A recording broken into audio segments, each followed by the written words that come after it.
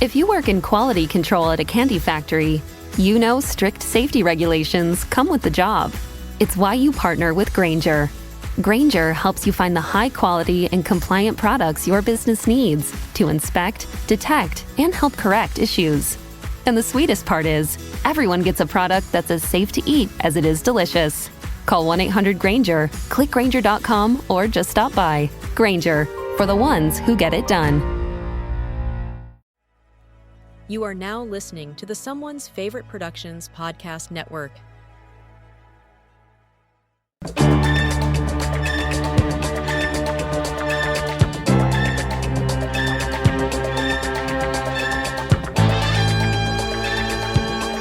Welcome back to the official Deaf Crocodile Podcast. It is April 2025. Got some stuff to announce for everybody that you've probably already purchased and are eagerly anticipating in the last hour since it went up for pre-order.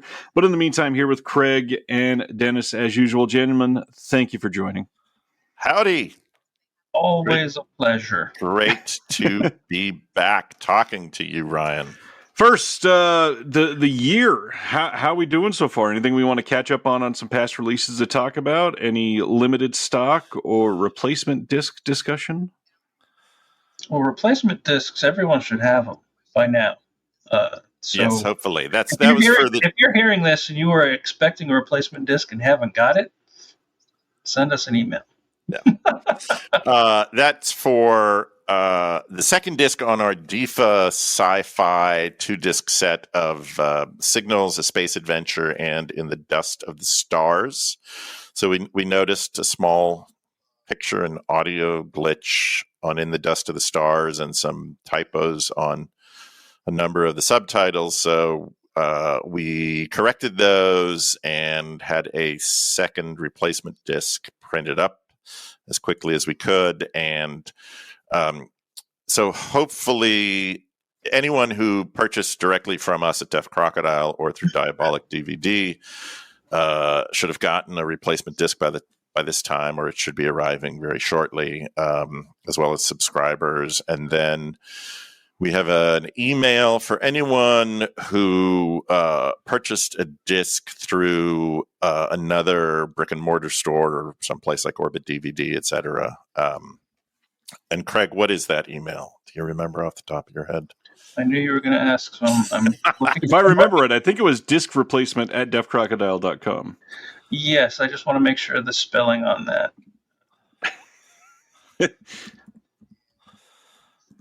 This is dynamic podcasting. Yes, it is. Of course, this person sent it to me directly. Come on. Yeah. Somebody did the right thing, right? Yeah, disc-replacement at deafcrocodile.com. Yeah. So if for any reason out there should have also received their discs. Yeah.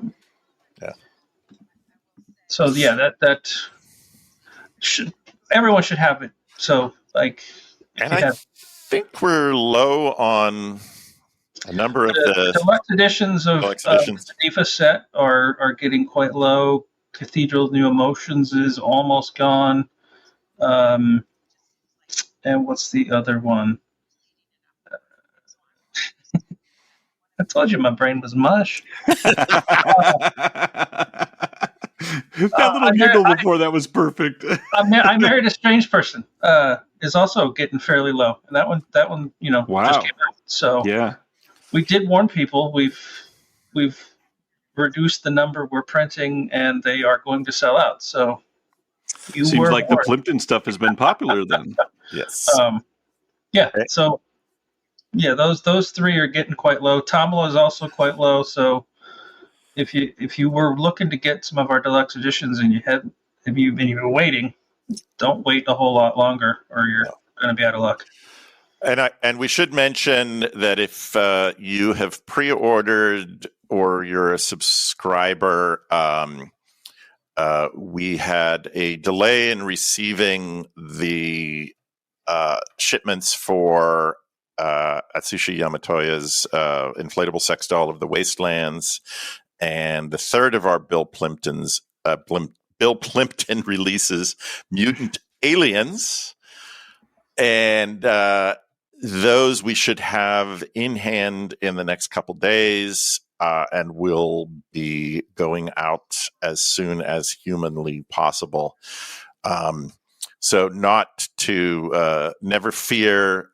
They were delayed getting them from our replicator in Germany by a couple weeks. And so as soon as we have those in hand, but they are shipping to us as we speak. So yeah, the release date's the 29th. So we usually ship subscriptions and review copies and whatnot, at least usually a couple weeks before that. And then follow up with all the rest of the orders. This time, we're probably not going to have the discs in hand until the 29th. So it won't be delayed a whole lot, but they'll go out as soon as we have them.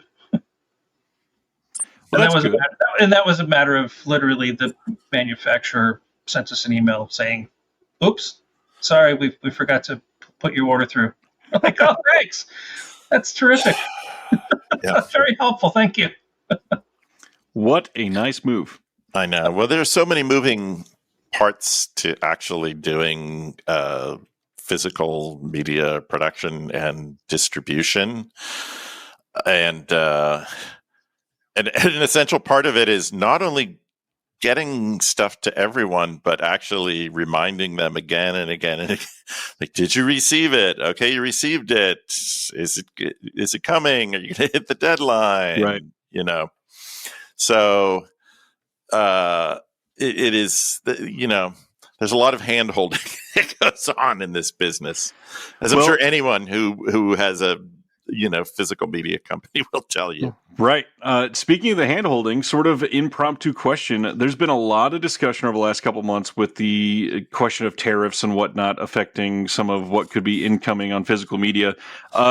Would you guys be open to being transparent about your process behind the scenes, like where all your materials come from, where they get shrink-wrapped all together, where the discs get printed, all of those things, just so people could hear how much work actually goes into this behind the scenes? Well, we're somewhat lucky that we get to have all of that done at one facility in Germany. So the printing of the paper materials, the manufacturing of the discs, the packaging of all of that together, all happens in Germany. And Blu-rays are supposed to be an exception in those tariffs. So far, fingers crossed, we've not been charged any tariffs for our stuff coming out of Germany.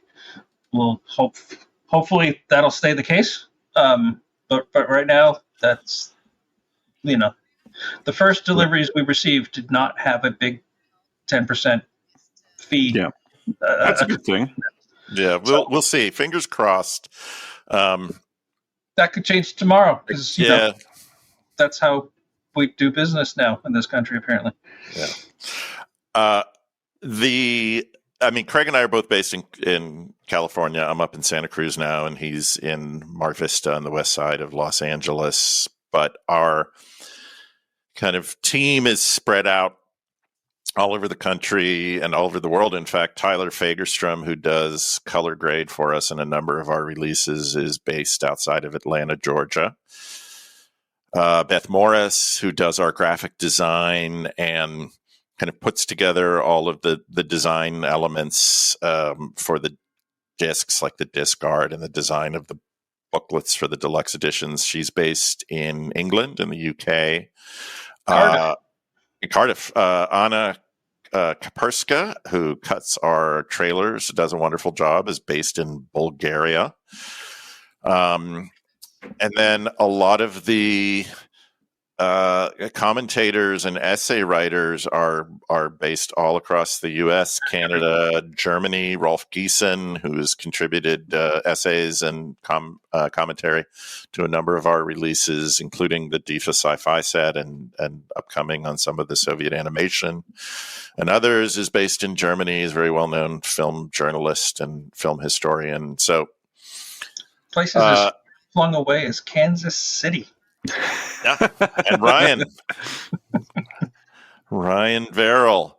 based in Kansas City. So obviously for many reasons, personal as well as professional, we've been following what's been happening in Right. the world and with the U.S. government with a very, very heavy heart, because I mean, anyone who's a fan of Deaf Crocodile and looks at our releases, or even the world map, like we have on our website, a map that shows all of the locations of films that we've licensed territories from. And we're looking now at an amazing animated film from the Philippines. We are going to be putting out an amazing Estonian sci-fi Giallo mashup early in 2026, Dead Mountaineers Hotel, and a beautiful new 4K restoration.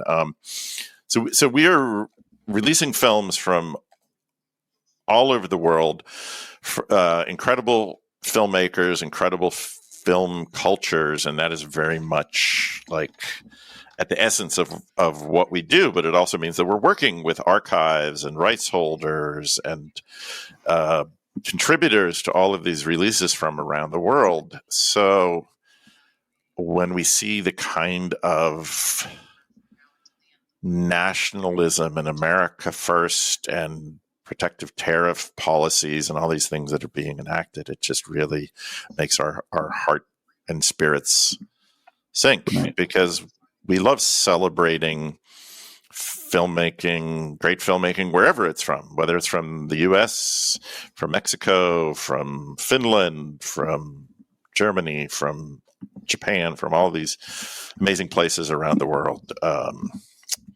So we're hoping that as a society and as a culture, we get past this. But we continue to try and do what we can to introduce wonderful unseen gems, and a big part of that is that you get a window into all of these incredible, cultures. There's a kind of anthropological aspect. When you watch a film like Risto Jarva's Time of Roses, which is amazing, Finnish kind of futuristic sci-fi film from the late 60s, you are,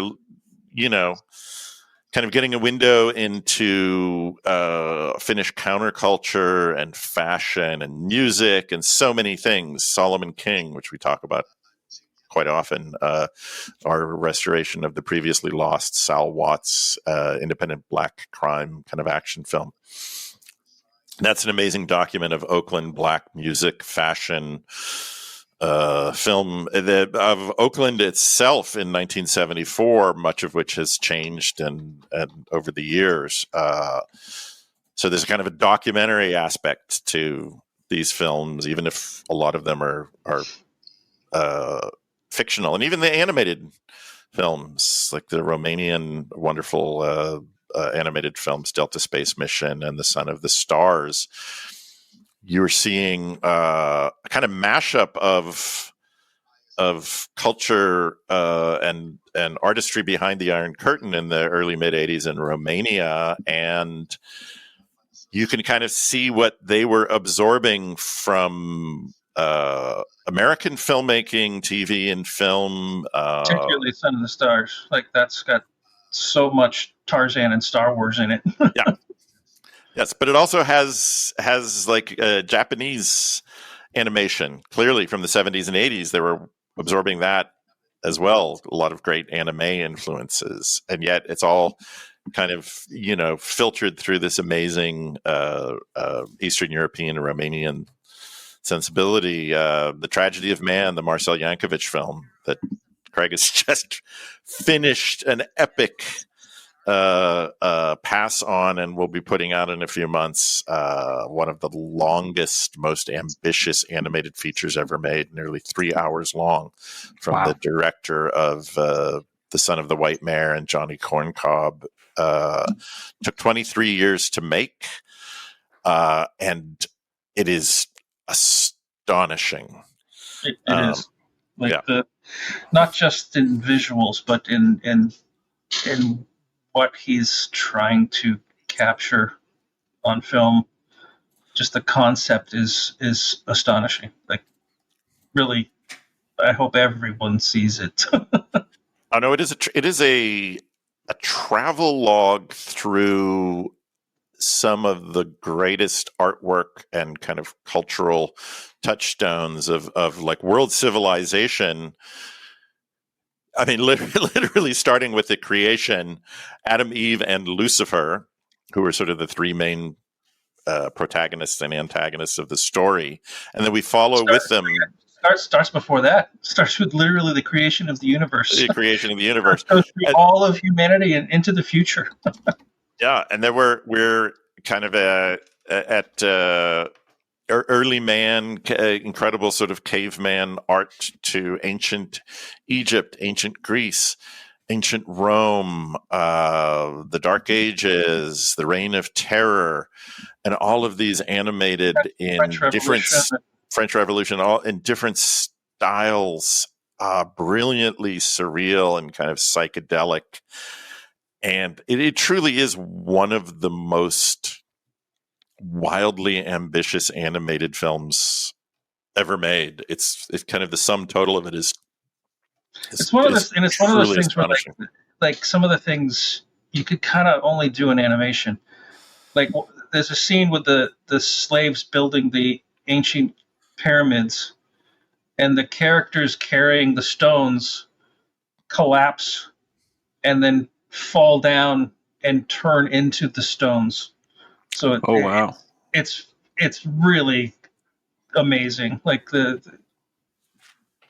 it's one of those things where like, yeah, you needed to do this in animation because that wouldn't really work any other way. But it tells so much visually. Right. It's just really, it's an amazing film. And but that's not even the film we're here to talk about. It's not the film, but I will say one of the things that I learned, which I think we have to confirm, but I think is true, is that Marcel Yankovic at one point was considered to direct Disney's Hercules, and you see amazing sequences, kind of the ancient Greece, where the figures on these Greek pottery kind of come to life. The gladiators, the warriors of if he wasn't, it's certainly influenced by him a lot. Yeah, and it is so similar to a lot of the techniques that were used in Hercules. You're like, wow, and that kind of astonished me when we came across that little factoid recently. But yes, Tragedy of Man, we will talk about more in depth in a month or two because it's coming up and it's amazing to blow people's minds. But we're here to talk about Soviet animation. Speaking of animation, yeah, this is the first volume of many, many that are planned. Soviet Animation Volume 1 coming this month, and lots to cover. So, history behind this. How did this project come about? Because, oh man, there is so much on the slate for this. Well, when we started releasing a kind of surreal, psychedelic animation from around the world, people started asking, hey, there's so much amazing Russian animation. And we'd also, started putting out films like Alexander Petrushko's Ilya Muromets and Sampo and Ruslan and Ludmilla, which are live action, but Petrushko himself, actually, his first features were a combination of live action and stop motion animation.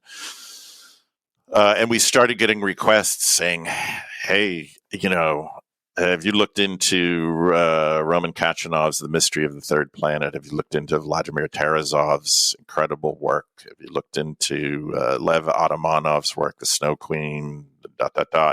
So we started making a list and realized very quickly that many of these features and shorts had all been produced by Soyuz Multfilm, which is the longest running production outfit for a studio for animation in Russia and during the Soviet years. And we had reached out to them several years ago and were able to kind of make a deal to release a number of these films. And when we started scratching the surface, of course, we realized it kind of bit off more than we could chew, because we'd like, okay, we're just going to start small. We're going to put out a package of like sci-fi animation, which is the first one that's coming out.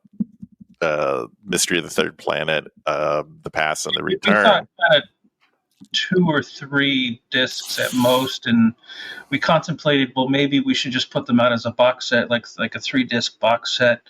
But we realized like the amount of time it's going to take to restore all this stuff, like we'd just be sitting on this stuff for a long time before we could release it. So we're like, oh, let's break it up into 2 or 3 discs, 2 or 3 releases. And then we just kept finding more and more and more. And so we're up to 6 volumes. Some of those will be more than 1 disc themselves. And it's just a treasure trove of incredible animation. What a problem to have. Yeah. And they're all newly restored by Craig. So these are really beautiful restorations. So they will look, sound so much better than any previously available versions. Some of these titles did. That's one of the other things that was kind of surprising to us, is how many of these titles have never been restored or released on Blu-ray. Most of them. Yeah, have never come out here in the U.S. on Blu-ray. Some of them did come out a number of years ago on DVD, but I think a lot of those were dubbed into English, kind of newly dubbed. And we're going to be releasing the original Russian language versions with subtitles because we really feel that is the best way. This is the way that the filmmakers, the animators, these incredible artists, Roman Kachanov, Vladimir Terezov, Lev Atamanov, the Brumberg sisters, Yuri Norstein, all of these intended the films to be seen. So that's another great thing, is that audiences will be able to appreciate these films beautifully restored in the original Russian language versions with subtitles. And we've been offered, I can't remember if it was the Soyuz Malt or one of the animation people we've been dealing with, have said, like, you can make an English dub if you want. And the cost that would be to do well, because we wouldn't want to put an English dub that's just like awful. Like it would. Come on, the 3 of us could do all the voices. Exactly. Like, yeah. Now that Paul Frees is gone, we really don't want to do it. If we could bring Paul Frees back from the dead, and the thing is he could do all the voices, but yeah, and the thing is, I actually know quite a few very talented voice actors, but it would cost a fortune. I mean, like, getting that done would cost more than all of the rest of the production. It's just not financially feasible to do it well. And I'll also share I'm sure all of us, our first experience watching a lot of the kind of great, wonderful surreal movies in our childhood were through dubbed versions, whether it was things like Carol Zeman's, Fabulous World of Jules Verne, or the Godzilla films, or you name it, a lot of amazing genre filmmaking. Even Feliday. I first saw Feliday with the English dub. Yeah. And I immediately fell in love with it. But then I saw it with the original voice actors, and it's so much better. Yep. Like the dubs are generally just poorly done. Like, at best you're getting some people reading a script. It's well, the other thing is that often the versions that were released over here were edited, were cut, right? So they aren't the original full-length versions. And if you can't get access to the original sort of vintage dubbed tracks, and in most cases, those were distributors that had licensed the films for a limited period. Many of those distributors aren't even in business anymore. And even those that are major studios, they don't have any rights to the film anymore. And they don't, contracts for dubbing films back in the late 50s or early 60s. Well, there was no home video market. That didn't exist, right? So, example is like I said, we were told if you want to make an English dub, go ahead. So if we made an English dub, that would be our English dub. It wouldn't belong to the people who own the rights to the film. So 50 years from now, someone wants to put out the film, they go back to the rights holder and they get the rights to the film. They don't get the English dub. They say, oh, well, we want to put out the Deaf Crocodile dub from 50 years ago. The rights holder is like, oh, great, they're gone. So yeah. I don't know. I think Dennis's great-granddaughter or great-grandson is around. Maybe you could ask them. Greg is still restoring Soviet animation more than 38. Yeah, exactly. So, that's the problem where it's difficult to get the English dubs because they're not part of the original licensing of the film. Right. Yeah, they weren't created by the rights holders or the filmmakers for the most part. The other thing is that they were done almost always without the participation of the animators, the filmmakers, the artists. I will tell, I don't know, I might have shared this story before. Forgive me if I'm repeating myself, but Federico Fellini, genius, one of the greatest filmmakers of all time, was smart enough to realize that a lot of his films were going to be dubbed into other languages and other territories. And so what he did was he would reach out and contact really great directors in each of those countries and ask if they would oversee the dubbing for his film. The reason I found out about this is because I was very good friends with the great British filmmaker Mike Hodges, who directed the Get Carter, amazing Flash Gordon, Pulp, so many wonderful films. And he got a call one day out of the blue from Stanley Kubrick, who turns out was an admirer of his films. And of course, he was very honored. And Kubrick said, well, the reason I'm calling you is because Federico Fellini is looking for someone to oversee the dubbing for And the Ship Sailed On into English. And he asked if I would do it. And I think at the time he was working on, it might have been Full Metal Jacket or his never filmed Napoleon project. He's like, I can't do it. I would love to, but I can't. But I said, you should get Mike Hodges, because Mike is a wonderful filmmaker. And in fact, I think Mike wound up directing the English dubbing for And the Ship Sailed On. So that actually, to me, makes sense. Like, if you could get a really great filmmaker in another territory to do the dubbing, and I actually think that Disney did a really fine job with the English dubbing for the Miyazaki films. They got really good actors. They put a lot of time and care into it. I still money. I still prefer to watch them in Japanese. I'll be honest. For as good as they are, I still. I would love to create some English dubs for this stuff, but we don't got Disney budgets. Yeah. Well, and honestly, we're the distributors. We're not the filmmakers. In most cases, the filmmakers. Well, and the filmmakers aren't alive, and in some rare cases they are. But I mean, honestly, voice acting is such an integral part of the creative process. Like, the director should be involved.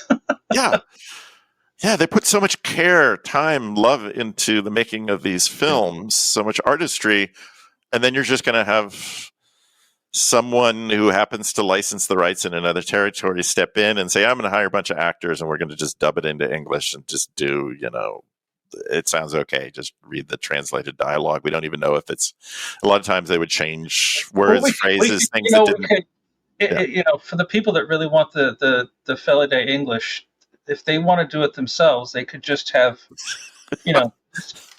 have the AI translate it, and then spit out an AI produced English dub.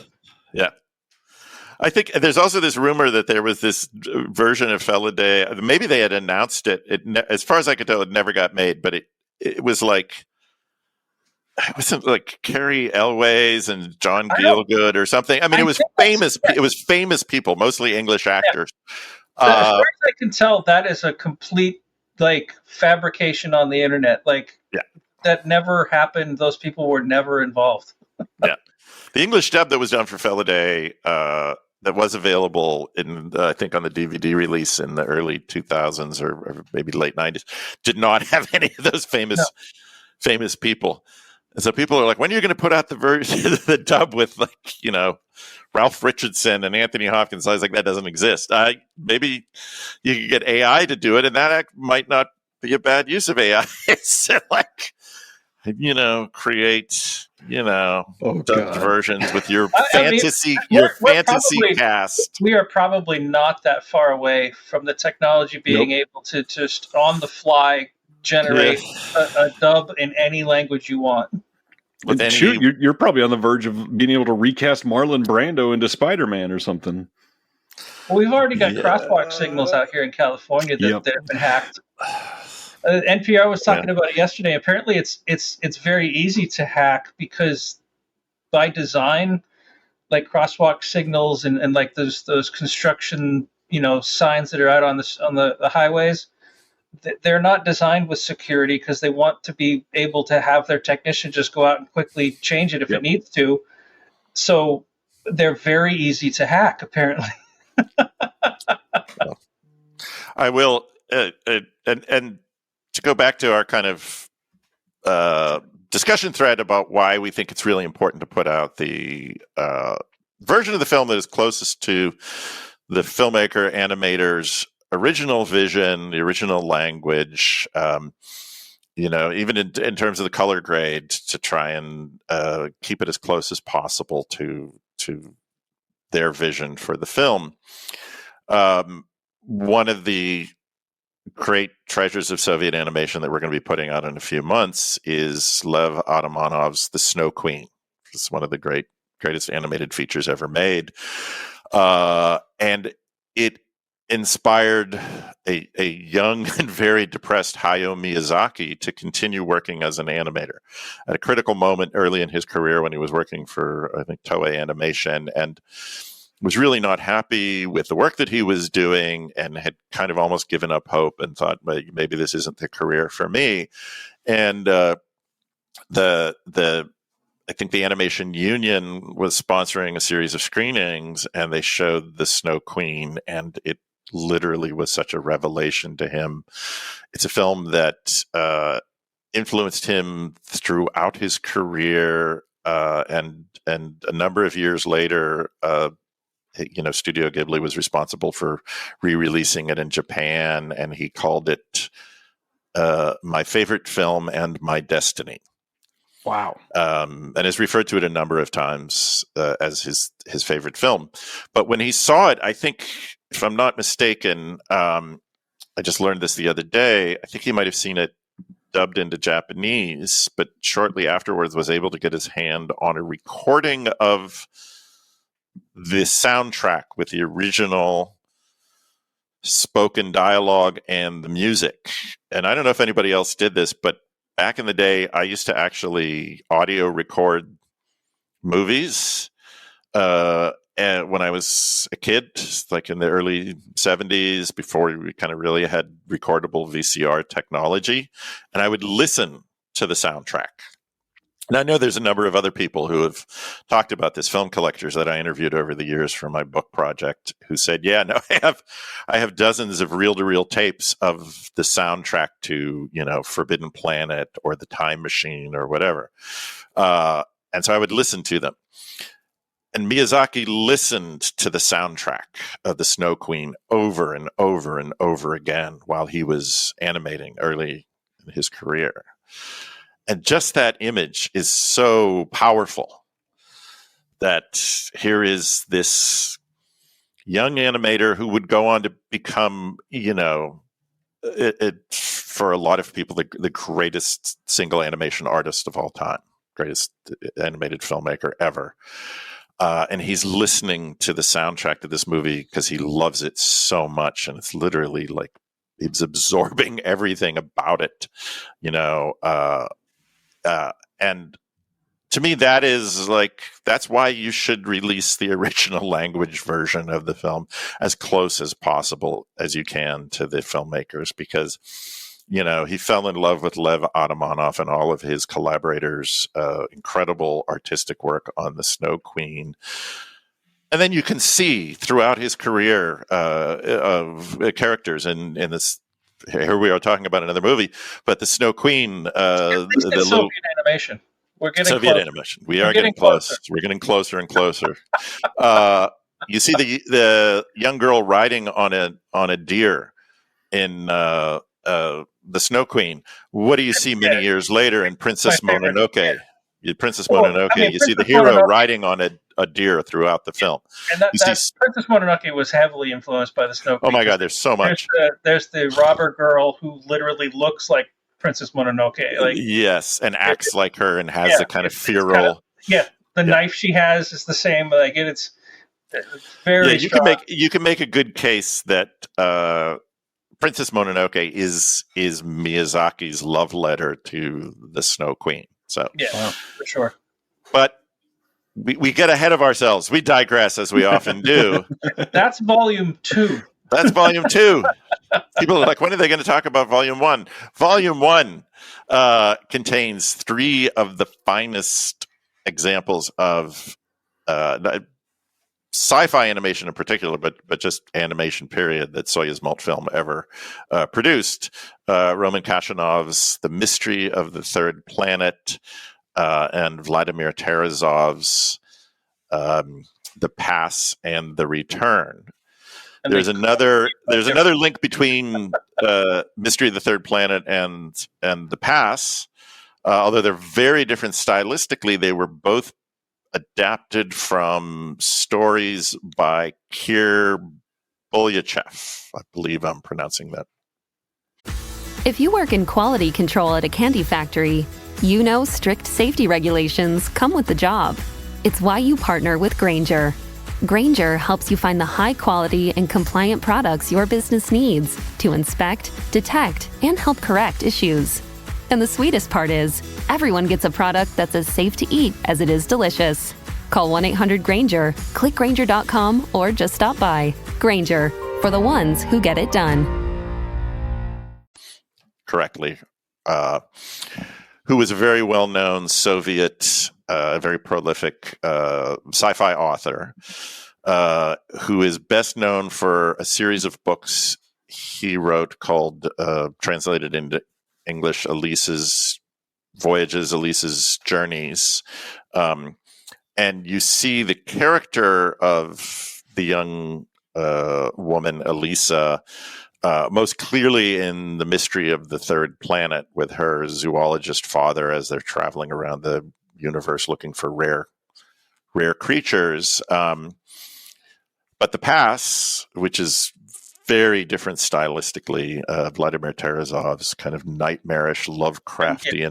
Tonally, oh my God, could not be. Mystery of the Third Planet has a fun, lighthearted Saturday morning cartoon kind of vibe, and both The Pass and The Return are dark, just very somber. They couldn't be more different. Well, and interestingly, so Roman Kashanov was one of the most successful, prolific filmmakers that worked at Soyuz Multfilm over the years. He's actually most famous for creating a character called Cheburashka, along with his kind of companions, Jen the Crocodile, and there were others that were featured in a series of short films that he made. And Cheburashka, who is a kind of don't know if they ever really identify what kind of animal he is. He's sort of teddy bear-like, but became so famous that he's like I don't know, HR Puffin stuff, or the Hamburglar over here, or Mickey Mouse. He's instantly recognizable in Russia. And I think Cheburashka might have even been like the official symbol for like the Soviet Olympic team for a number of years. And interestingly, Kachanov was not known for doing science fiction primarily. And yet The Mystery of the Third Planet, adapted from the Kir Bulyachev stories, is one of his greatest achievements. And it has similarities to, I think, Yellow Submarine. It's a great George Dunning film, as well as René Laloux's work in Fantastic Planet and The Masters of Time. It's kind of like maybe a little bit more lighthearted version of Fantastic Planet, but has the same kind of incredible sort of surreal gallery of phantasmagorical creatures and visuals. Oh my God. Mirrored sunflowers that record everything they see and then play it back as they're dying. I mean, there's so many amazing images throughout the film. And that was a title that just kept coming up again and again. People would send us these wonderful lists of films, and we would see, I think, at least a half dozen or more times, hey, we would love to see a beautiful restored version of The Mystery of the Third Planet. So it was kind of right there at the beginning when we started talking a few years ago with Soyuz Mult Film. And then we also were in love with the work of Vladimir Terezov. Terezov is still alive. We had reached out a number of times to try to get him to talk to us, participate in a conversation. He just was not available to speak with us. But we are really excited that we'll have two of his greatest masterpieces. The Pass, I think, might actually be his kind of consummate masterpiece. And the visuals in both are just absolutely stunning. Oh, in The Pass, a group of space travelers have crash landed on an alien planet a number of years earlier, and they are kind of, huddled together, struggling to survive, trying to kind of hold on to memories of what life was like on Earth. There are these strange sort of phantasmic night creatures that sort of bleed in from the shadows and attack them, and they have to try and repel every night. And several of the kind of teenage children decide to make a kind of last-ditch attempt to reach the derelict wreck of their spacecraft after a number of years, to see if they can find technology, food, any way to help them survive.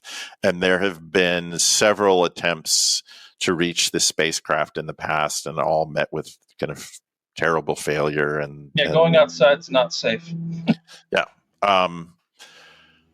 And after watching The Pass a number of times, I realized that what it most reminds me of is H.P. Lovecraft's At the Mountains of Madness, which, of course, a number of people, most famously Guillermo del Toro, have wanted to adapt over the years, but there's never been a great adaptation of At the Mountains of Madness. But I would kind of argue that Vladimir Terezov already did it with The Pass, because it evokes the feeling of cosmic terror that's at the heart of Lovecraft's novella better than any other film I've ever seen. And anyone who hasn't seen it, oh my God, it's amazing. It's only only, I should say, half an hour long, but in that half an hour is like several features worth of astonishing, surreal imagery. Visually, one of the most stunning animated films ever made. You just made a lot of people very happy. Oh my God! I wish, again, Dream Project, Vladimir Terezov had gotten a chance to attack the Mountains of Madness. It never did, but again, I think the Pass is an absolute masterpiece, and The Return is one of, the Terezov never got to make a feature film. The Pass was the longest of the films that he's made. It's about half an hour, and most of his other short films are kind of 10 minutes in length, more or less. And The Return is one of the most astonishingly, again, his style was incredibly surreal and psychedelic, and I think most people when they start to watch these two films may recognize some of the imagery, because you see a lot of it reproduced these days on the internet. People will do screen grabs. And The Return is, again, it's only 10 minutes long, but there's so much unbelievable imagery packed into that. And it's about a sleeping cosmonaut who is kind of returning to Earth, but is in danger of literally sort of passing by the planet because he can't wake up. And so it has some similarities to Tarkovsky's Solaris, visually very, very different, but it almost kind of in a similar sort of spiritual vein to Solaris for anyone who's a fan of that. And I think together these are just sort of three of the finest and most amazing examples of Soviet animation, and in particular for anyone who's a fan of sci-fi animation, which we are. Anyone who's seen Delta Space Mission or Son of the Stars or Cat City or Gwen in the Book of Sand know that we love kind of surreal psychedelic sci-fi animation in particular. So it is a hell of a catalog coming together on the animated side. I mean, the amount of titles that I'm always mystified to see come up, and one of the most common places that I hope people listen to this and pay attention, that especially Craig and I see this on the Boutique Blu-ray subreddit. I feel like once a week there's somebody that posts just out of nowhere, I just discovered Deaf Crocodile and they're now my favorite label, and they're asking for recommendations, and it's one of the only labels that I've seen where in the comments you literally see pretty much every single title that has ever been released. It's not ever just a couple things or these are the definitive releases. There's somebody that's a huge fan of everything from Benny's Bathtub to Pied Piper to Kinzaza, and you hear every single title that has come out over the last few years. And to have that sort of breadth captured simply just in animation, really, in what you guys have put out is kind of a crazy accomplishment in such a short period of time. Thank you. It's funny you mentioned Kinzaza, because I think anyone who loves Kinzaza, which of course is live action, but is another great example of amazing surreal Soviet sci-fi filmmaking, will love this release with Mystery of the Third Planet, the Pass, and The Return. So, and Craig, do you want to talk a little bit about the restoration or about some of the extras on the... Nah. No? Just no. One thing that, and this is not complete, doesn't make any sense, but Mystery of the Third Planet, the character of the father, for whatever reason, every time I see him, I just see Stephen Colbert. We love Stephen Colbert. And so, yeah, every time I'm working on it, the whole time, I'm just like seeing Stephen Colbert and hearing his voice, like, even though it's not his voice, but he just reminds me it's an animated Stephen Colbert. But yeah, as far as the restoration goes, Mystery of the Third Planet was pretty straightforward. Just lots of dirt and dust and scratches to clean up, but otherwise was in pretty good shape. The pass and the return were a bit rougher. It wasn't the best source element, but it was the only one available. They still look great, but they're not. It's not from the OCN, so it's not going to look like that pristine, super sharp image you can get from an OCN scan. But it was the best element available, and I did my best to make it look as good as possible. But honestly, it's the imagery itself on those two films is you could watch that on VHS and you'd still have your mind blown. So I don't think shouldn't be a concern. They're just absolutely visually incredible films. Yeah, we'd encourage people to try and seek out other work by both filmmakers, by Kachanov and by Terezov, that are out there online. I'm hoping at some point we will be able to add some of their other films to our growing catalog of Soviet animated treasures. We have Volume 7. We have so much upcoming to work on, and honestly, as much as I love restoring animation, I wish all of these were already like fully restored and ready to go, because they're so good. I just want them out there so everyone can watch them. One of the ones that has really blown me away looking at the scans of is was it all 6 or 7 volumes of The Adventures of Mowgli. Oh yeah, the Jungle Book. Yeah, the Jungle Book. Incredible. Like the animation is just incredible. Yeah, Roman Davidov. Yeah, it's like if you. I mean, Disney obviously has a very famous version of Jungle Book. Strip away all the Disneyfication of it, and it's like, obviously it's still the same story, it's still the same characters, still the same beats, just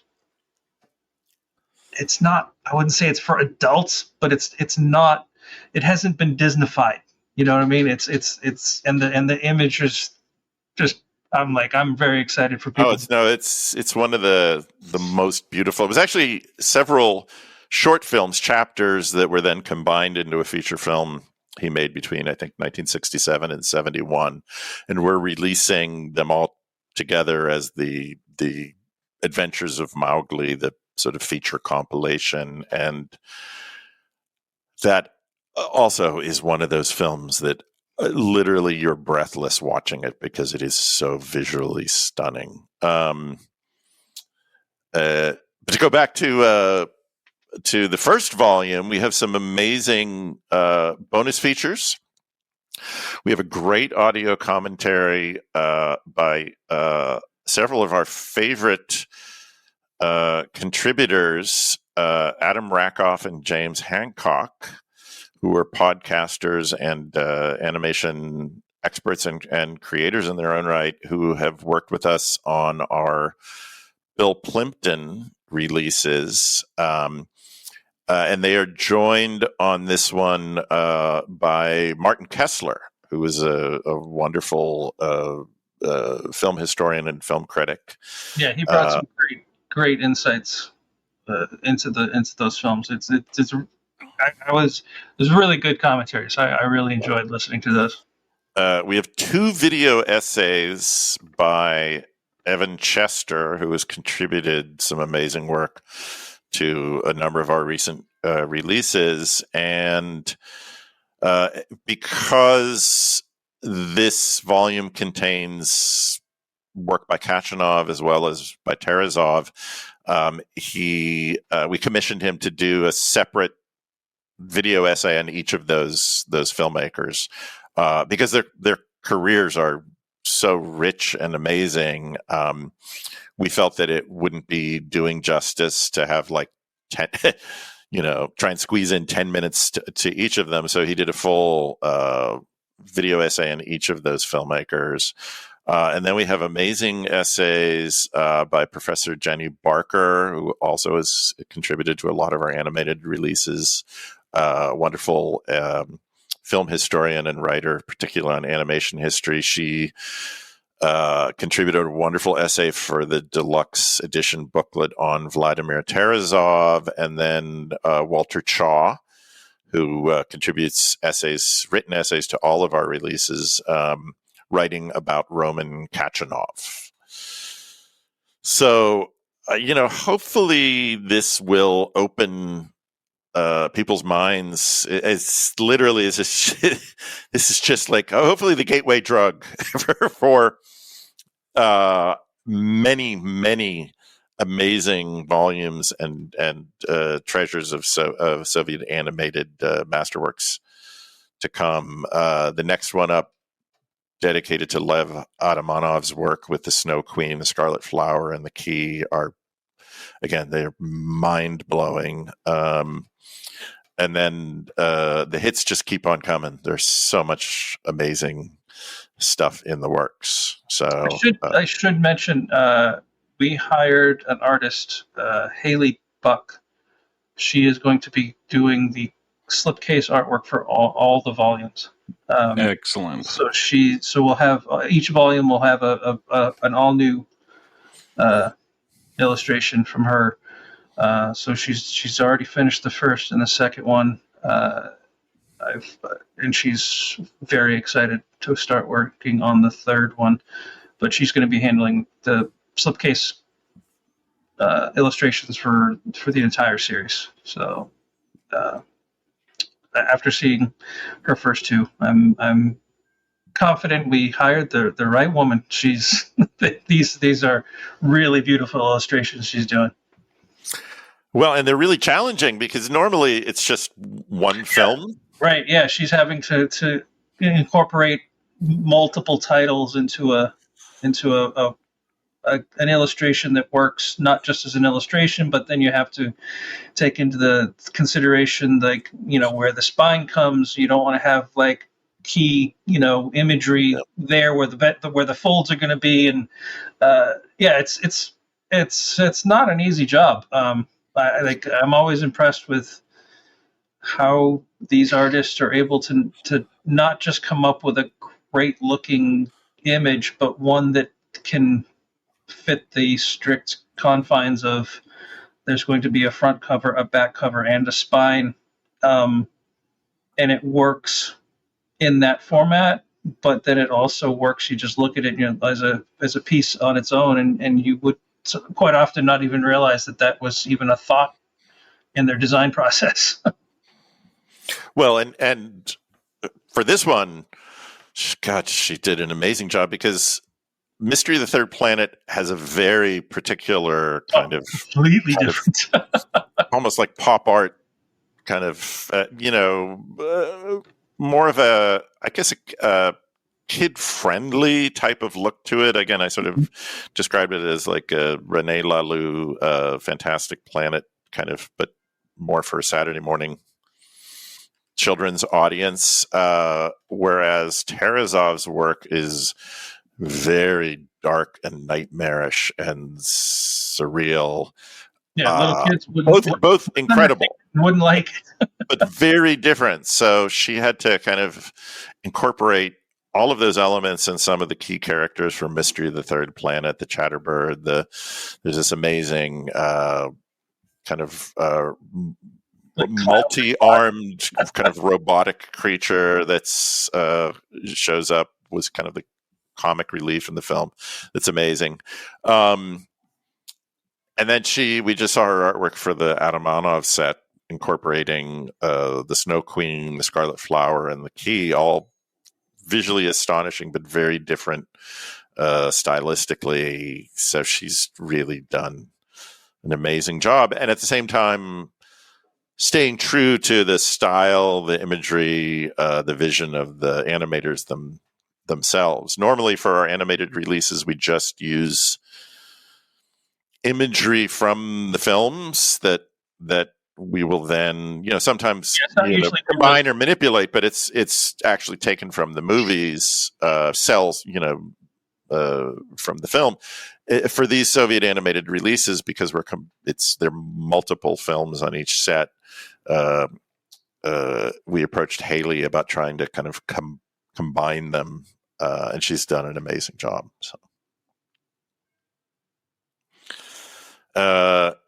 and then that's going to be in people's hands very shortly, and soon to be followed by many more volumes of Soviet animation. And then, is there anything that I'm trying to think what upcoming that we can sort of tease or? Well, last week we kind of teased that we're going to have a expanded deluxe edition of the Pied Piper coming. So that's pretty exciting. 6 more shorts, more interviews, visual essays, the big square bound, booklet that comes with all our deluxe editions, plus all the stuff that was originally in the original release. So it's going to have 2 discs. So it's a whole new release, like new artwork.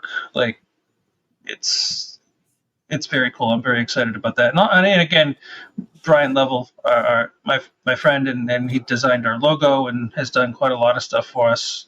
Created a new slipcase artwork that I knew would be good, and then when I saw it, I was like, "Holy shit, dude! You really knocked this out of the park."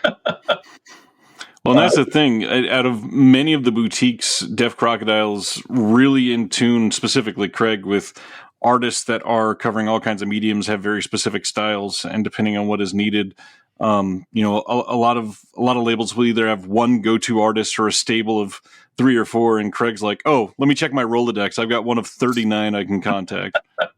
Well, then we actually talked about, do we want to try and get one artist to do everything, so there's a very Deaf Crocodile style, like because it's the same artist on every release, and there is an appeal to that, but at the same time, I was like, I kind of like finding someone who fits the project specifically, and I think I've said this before, like, the overarching style, I think, to our releases is, if you see a disc and it's got a really freaking cool illustration as a cover, it's probably ours. Yeah. Yeah. So that's. I just really love. I mean, I've been an comic book art collector and fan for so long. So, like, honestly, this is one of the most fun parts of my job. Is, we've got. I'll drop the news here with a release we've got coming. I've reached out to a favorite artist of mine for years to see if he'd be, interested or willing to do something, totally expecting that he'd either say no, or no, I'm too busy, or yeah, I'd love to, but I need $10,000. Right. And he's doing a cover for us, and it's just like, it's one of those, I didn't even say his name, J.G. Jones, the kind of extraordinary comic book artist. He's definitely one of the comic book artists that like Bernie Wrightson was, where it's like he's a fine artist. He just happens to really like doing comic books. He could easily have a career in the fine arts. Like, he's got a new series out now that it's just gorgeous. Like, I can't imagine that it won't get picked up and turned into a streaming series or movie or something. It's just, so it's one of those pinch me moments where I'm like, holy shit, J.G. Jones is going to do a cover for us. That's incredible. Well, and because Craig has this incredible love for and background in a particular comic book art, and he represented artists for a number of years, and so he's friends with a number of them. going back to what he said, there are labels who have a kind of in-house style.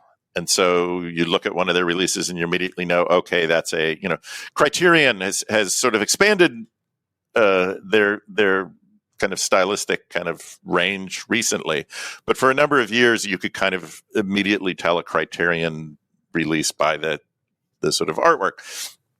And I think that's wonderful. I think Criterion did great covers, continue to do great covers. But I think looking at our covers is more like going into a comic book store and you're looking at all of these kind of really wild and in many cases wildly different covers that hopefully all are true to the style and the vision of the film itself, but also give these artists a chance to express and contribute their own amazing artistry to the release. So rather than having the kind of same look over and over and over again, it is like, I loved comic books as a kid, and that was one of the things. You went into a comic book store and you're like, oh my God, look at all of the, at all of the treasures and all of these amazing different styles and the work of these different artists. And so I kind of tend to think that that's sort of our approach with Deaf Crocodile is by commissioning and including the work of all of these amazing artists. Yeah, and like I said, upcoming J.G. Jones, we have another painted cover by Dave McKean coming. So excited. It's a very, hey, I saw a little kid.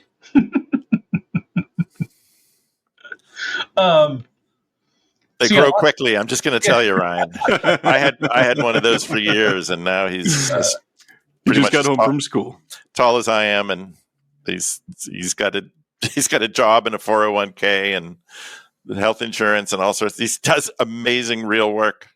Oh, it's shocking. But yeah, no, we're so fortunate to work with so many great contributors. Like I said, Haley Buck for these Treasures of Soviet Animated. And we've got, like I said, we do try to get the cover to match at least kind of somewhat tonally, or so it's not completely different from what you're going to watch.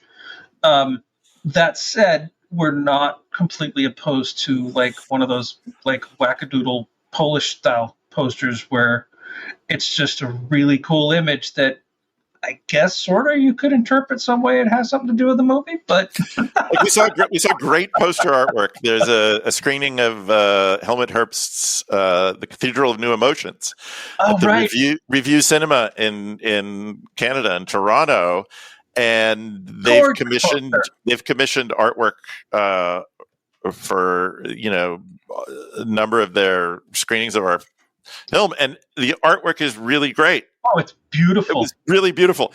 It doesn't actually reflect the movie itself. I honestly didn't realize what it was that the image was, and I was like, and then I looked and I'm like, I read the font because it's got one of those like. It's got kind of elf-like creatures and a horse. It almost looks like something from Ralph Bakshi's Wizards or something. And then there is one of the characters from Cathedral of New Emotions, and it's really beautiful. Like it's like a piece of artwork that I would love to have on my wall. And knowing the film and loving it, it's like a concert poster.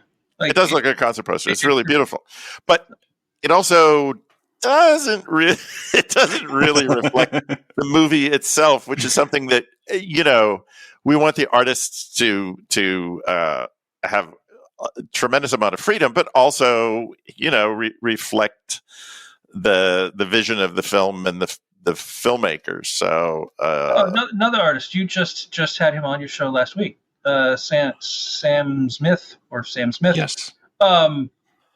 He's working on a project for us as well. So yeah, we've got a lot of extremely talented artists working on projects for us right now.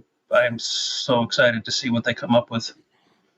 Yeah, Craig Craig gets so excited whenever I do. It's he gets a draft of artwork. He's like, "Did you see this? This just came in. It's the rough pencils." Yeah, and then of course, and he's much better than I am. But sometimes, they'll send us a very rough idea. They'll send us 3 or 4 different ones, and I'm kind of like squinting at it, like trying to envision what this amazing full color artwork will eventually look like. And and again, I think we've been really fortunate that so many of these artists have really knocked it out of the park. Yeah, Richard Cox is working on Sirius for us right now, and part of the reason I reached out to him is he's just a brilliant artist, and I've known him for years. But the clothing in the women's clothing with all the lace and the sequins and all this stuff, he absolutely loves drawing that stuff. So he sent me an email. He's like, it's going to be a while before I finish the front cover, because he's kind of penciled the back, because he will create from scratch like intricate lace designs for clothing, all done by hand. So he's going bonkers with this woman's clothing on the front cover. And he's just like, it's going to take me a long time, but he's like, it's my favorite thing to do. So he's like, I'm loving it. And maybe at some point we can put out either like a digital book or even a printed book that has just the cover artwork, because we've had so many wonderful artists contributing now for our releases, which will soon, in the not too distant future, we'll be hitting number 50 and beyond, which is kind of amazing to think. That we'll be there very soon. Yeah, in our spreadsheet, we've got slots in there up to like 56 or something, with a big long list of other titles that we've not slotted yet, but that we've licensed and to be released very soon. But in addition to the Jerzy Barda deluxe edition, expanded edition with his amazing short films, like The Club of the Laid Off and A Ballad About Greenwood and Disc Jockey and Riddles for a Candy. They're just incredible. We announced that we're putting out this incredible Lithuanian rock opera, The Devil's Bride, from the mid-1970s. So entertaining, visually incredible, amazing music. We sort of compare it to it's like a combination of Jesus Christ Superstar, Fiddler on the Roof, Ken Russell's Tommy, and a folk horror movie like The Wicker Man, or Blood on Satan's Claw, because it has all these kind of wild, sort of surreal folk horror elements as well. And it's one of the only musicals in Lithuanian cinema. It is a much loved cult film there. As far as I know, I don't think it's ever been released in the U.S. in any physical media form. We're very excited to be working with the Lithuanian Film Center, did a gorgeous restoration of the film, and we could not be more excited that The Devil's Bride is soon going to be available here for people to experience. Arūnas Zebrionis is the filmmaker. When people see just the opening scene, their jaw is going to hit the floor. The first shot is literally mind-blowing. It is such a beautiful, like, the framing on that shot is perfect. Yeah. And literally, this starts in a frame. Like, there's literally a wooden ornate frame framing this shot up high atop, like, in the mountains, just gorgeous. And then that turns into, like, this big, huge musical number with angels and devils and... It's like a mod orgy. It's like Clockwork Orange. Yeah, it is. It's like if you took Clockwork Orange and turned it into a Lithuanian rock opera. That's the opening sequence of The Devil's Bride. It's just it's very amazing. Cool. I mean, and I love the entire film, But the opening sequence is so great. I would not be surprised if people watch it and then just like rewind and watch it again and again, because it is so incredible. If I remember, I'll make sure that David puts a chapter stop there so people can easily just back up to the beginning. Oh yeah, and we were so excited because we were able to get some of the original costume sketches and production design sketches for the film, and a lot of behind the scenes photographs during production, as well as rare family photos that were shared with us very generously by the director's daughter, Monica Edgar.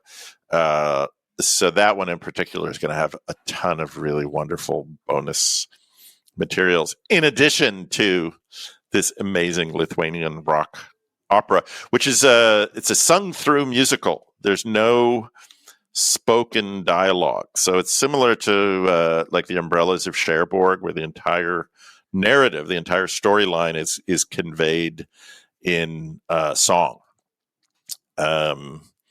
My first experience was seeing Madonna's Evita. And I was just like, are they ever going to just speak? I was like, nope. Nope. Just that simply, nope. Yeah. And that's just one of these amazing, again, to go back to what we were talking about earlier, where part of what we love doing is shining a light on these incredible movies from around the world that have been kind of, underappreciated or not as available as they deserve to be here in North America. And a film like The Devil's Bride is like a perfect example. And when we reached out, we did our detective work, and we finally got in touch with our wonderful contact at the Lithuanian Film Center, who's been so helpful and collaborating with us. One of her first questions is, "How did you hear about this movie?" We love it. I was just going to ask that. It's like in Lithuania, but we didn't think anybody outside of Lithuania knew The Devil's Bride, and it had been recommended to us by. Okay, yeah, I was wondering if this was a recommendation that had come in, or if this was just way in the back of Dennis's. No, this one was a recommendation. Someone who's a big fan of Deaf Crocodile releases and said, "Hey, you guys should put out the Devil's Bride," and we started to track it down, and I said, "Oh yeah, this is a Deaf Crocodile movie, if there ever was one." It's like Clockwork Orange meets Ken Russell musical sequence with God and his sort of pansexual, angels and devils cavorting about at the beginning, and I was like, "Oh yeah, we got to put this movie out." So we're very excited that one's coming out. Somehow, given that we always go long, we've gone longer than I thought. And I'm supposed to meet somebody in 12 minutes. So I just texted them that I'll be a little late. But should wrap it up like I have been the last couple of newsletters with 2551 is coming. And you aren't ready for it. You are not prepared for 2551. So yeah. Look forward to that. You may think you're prepared. You are not prepared for 2551. I think it's rather funny if we just leave this with an ominous tone at the end of this. So let's end it with that. Yeah, you're not ready. Gentlemen. No, we weren't. We still aren't ready for 2551. Yeah. Please don't make us be ready. We need a couple more months. Thank you for your time today. Excited for everything that's going to be happening this year. Soviet Animation Volume 1 is available everywhere now. Get it on the Deaf Crocodile website, Diabolic DVD, and everywhere else that you buy all of the deluxe editions from. Happy to be here with you guys, and I think that's it. Thank you so much for letting us gab with you again, Ryan. We always have such a wonderful time talking with him. And again, you're not ready for 2551.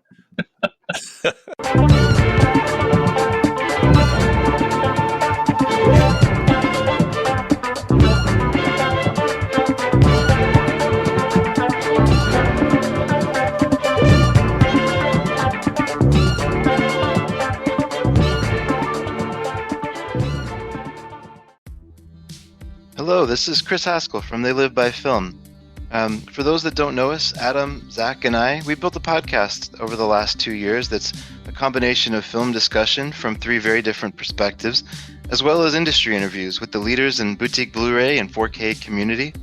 We started with Deaf Crocodile, but over time we've been lucky enough to speak with Arrow Video, Severin, Mondo Macabro, Vinegar Syndrome, Radiance, Indicator, most of the OCN partner labels. It's been a blast. You can find us wherever you podcast, and also actually recently as part of Someone's Favorite Production Podcast Network. We hope to see you online.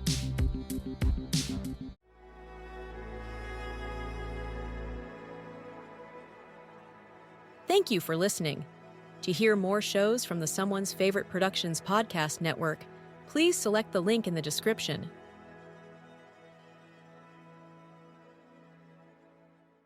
If your job at a healthcare facility includes disinfecting against viruses, you know prevention is the best medicine, and maintaining healthy spaces starts with a healthy cleaning routine. Grainger's world-class supply chain helps ensure you have the quality products you need when you need them, from disinfectants and cleaning supplies to personal protective equipment, so you can help deliver a clean bill of health. Call 1-800-GRAINGER, click Grainger.com, or just stop by. Grainger, for the ones who get it done.